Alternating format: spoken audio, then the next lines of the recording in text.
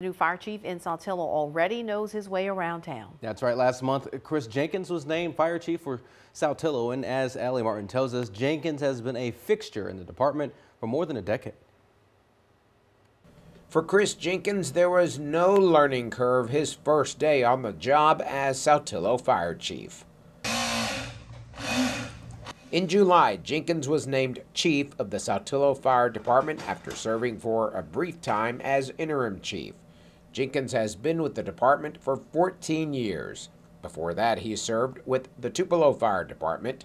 Chief Jenkins says being a firefighter is his true calling.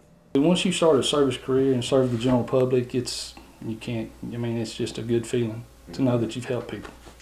He oversees a department of 17 volunteers and 6 full-time firefighters.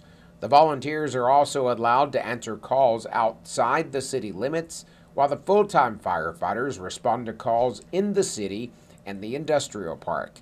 Chief Jenkins says the #1 strength of the Saltillo Fire Department is its employees. We have David Pritchard, who just wrote a grant for us. He got $54,000 through the Gary Sinise program, which we're going to utilize for turnout gear. So that's a strength. Having that kind of caliber people that you work with, you can always utilize them to get more funding, which in turn helps you out in a small city like this.